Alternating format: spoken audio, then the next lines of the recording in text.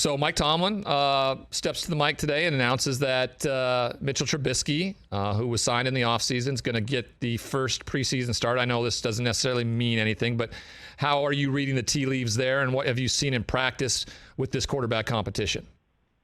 Well, Mitch Trubisky, has obviously earned the right to be the starter for Saturday's game against the Seahawks, and he's taken the lion's share of the number one in drills. So no surprise there, and the depth chart dictated that, even though Mike Tomlin will tell you, only reason I gave you a depth chart is because the league mandated that I gave you a depth chart. Right. But for all intents and purposes, Mitch Trubisky has done those things. He's gotten progressively better from the start of camp to where we're at today. Now, this afternoon, in about a half an hour to 45 minutes from now, they're going to step on the field and have another padded practice, another competitive practice before the game. And Mitch has just steadily been better. You can see where the decision-making and the feel for the wide receivers and where he can put the ball for those wide receivers to go out there and make a competitive catch and work down the field. He's doing a better job of that. Mason Rudolph, it's funny, he's been in this system. He has a year leg up on Mitch, but he's been actually the most accurate passer in this offense. It's just, I think, with the athleticism of what Matt Canada is trying to do, Mitch has shined in those moments, a lot of rollouts, off-platform type of throws on the run.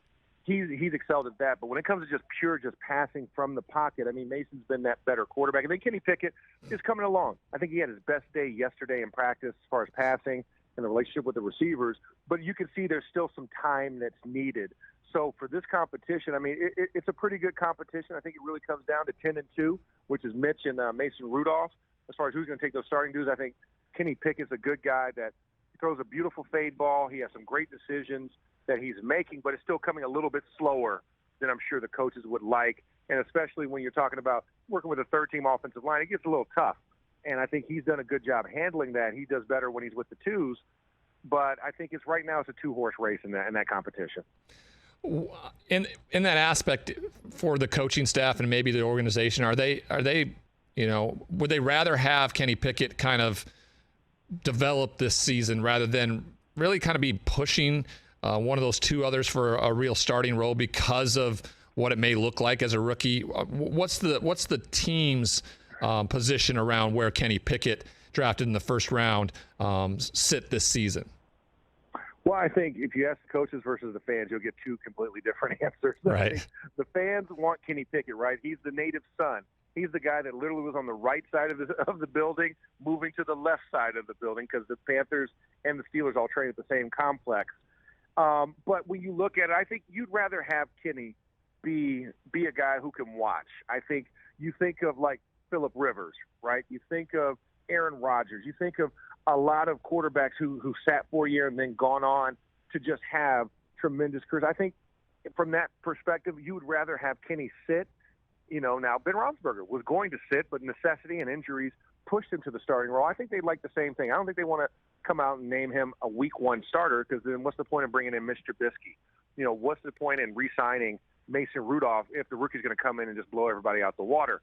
So I think it's one of those things where it's a process, it's a maturation, and I think they would rather see him sit for a year and let the other two duke it out and lead the helm for a year, and then come next year training camp, then we make that transition to really giving Kenny a sense of, he's going into a position more mature, ready to take the reins, and it's a team that's also ready to receive him.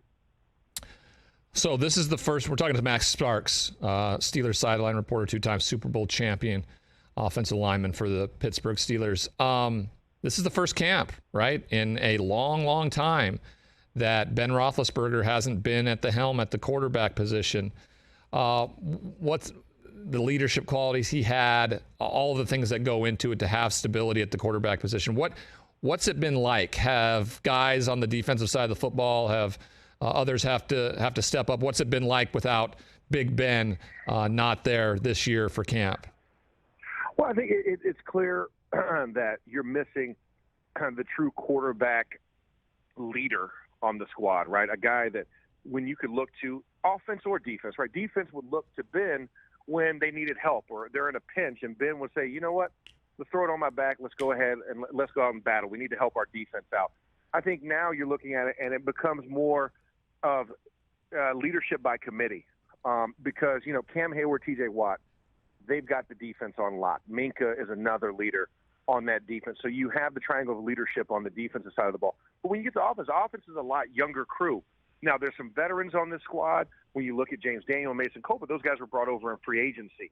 Your wide receiving core, you're looking to guys like Chase Claypool, like Deontay Johnson, who are those unequivocal leaders in that room because they've been here the longest.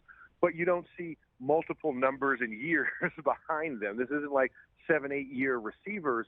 And then you look in the running back room. I mean, Najee Harris is a clear clubhouse leader at the running back position, but he was a rookie this time last year. Pat Freiermuth, for all intents and purposes, he was a rookie last year. So when you're looking around, it's gonna turn to Mitch Trubisky, but Mitch has to gain the trust of the team.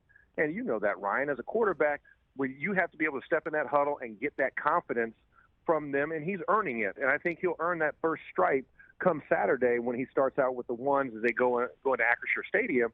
But at the same time, there isn't a clear guy that's like the standout that's been here for a while. So I think that void is there. And then also that trust, right? Trust that Ben Roethlisberger can bring you back late in the game. We don't have that yet. We don't have that sense because we haven't done it yet. They haven't really had that practice of going through a game, being down, and looking to a guy like Seven to come and pull you out of the fire when things get tight. But they will develop it. But right now, that's where we're looking at. It's more of a committee and guys kind of leaning on each other and having a collective voice versus one person speaking for the team.